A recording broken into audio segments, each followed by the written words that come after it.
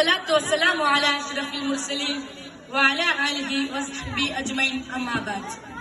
ഏറെ ആദരണീയ ഉസ്താദ്മാരെ, പ്രിയങ്കരായ ശ്രോതാക്കളെ, സംഘർഷഭരിതമായ 1921 കേരളീയ മുസ്ലിം സമൂഹത്തിന് ആശ്വാസികളെന്നോളം ഉദയം ചെയ്ത സ്വാതന്ത്ര്യാനന്തര ചുറ്റുപാടുകളും കടന്ന 2022 എത്തി നിൽക്കുന്ന നൂറ്റാണ്ടിലടക്കുന്ന സമസ്ത എന്ന മഹാപ്രസ്ഥാനത്തിന്റെ ചരിത്രയാത്രയെ കുറിച്ച് പറയാൻ അവസരം ലഭിച്ചതിൽ ഞാൻ ഏറെ സന്തോഷവാനാണ്.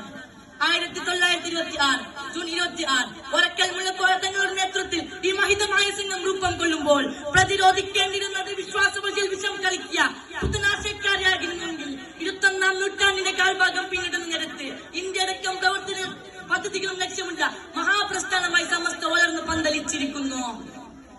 സ്ഥാപിത പ്രഖ്യാപിത ലക്ഷ്യങ്ങളിൽ നിന്നും അണുവിടെ വധിച്ചെടുക്കാത്ത പൂർവ്വധികം ഊർജ്ജസ്വലതയുടെ ഒരു സംഘടന നൂറ്റാണ്ട് തികക്കുന്നുവെന്ന് പറഞ്ഞാൽ ആ സംഘടനയുടെ ലക്ഷ്യങ്ങൾ അത്രമാത്രം ഉദാത്തവും നാളിതുവരെയുള്ള അതിന് നേതൃത്വം അത്രമേൽ സ്വാധികരമാണെന്ന് തീർച്ചയാണ്.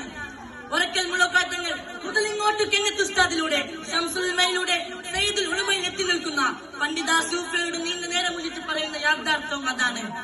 മക്കയും മദീനയും കൂഫയും ബസറയും ബഗ്ദാദും അടങ്ങുന്ന ഇസ്ലാമിക സംസ്കൃതിയുടെ പ്രഭവ പ്രചരണ കേന്ദ്രങ്ങളിലെ വിദ്യാഭ്യാസ വിചക്ഷണർക്ക് മുന്നിൽ ഇന്ത്യ എന്ന മതേതര രാജ്യത്തെ പരിമിതിക്കുള്ളിൽ കേരളം എന്ന കൊച്ചുതിരുത്തിൽ സമസ്ത നടപ്പാക്കിയ വൈജ്ഞാനിക വിപ്ലവത്തെ കുറിച്ച് വാചകനാകുമ്പോൾ അവർ അത്ഭുതത്തോടെ ചോദിക്കുന്നുണ്ട്, മദ്രസകളുടെ ഇനത്തിൽ വിദ്യാഭ്യാസ പദ്ധതികളുടെ കാര്യത്തിൽ നിങ്ങൾക്ക് എണ്ണം പിഴച്ചിട്ടുണ്ടാകും എന്ന്.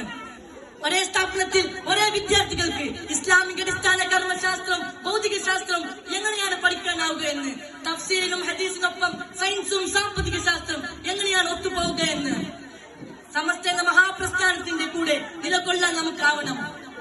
മരണം വരെ നമുക്ക് നിലകൊള്ളണം. വാഹിർ ദഅവാന അനിൽ ഹംദുലില്ലാഹി റബ്ബിൽ ആലമീൻ. അസ്സലാമു അലൈക്കും വറഹ്മത്തുള്ളാഹി വതആല വബറകാതുഹു.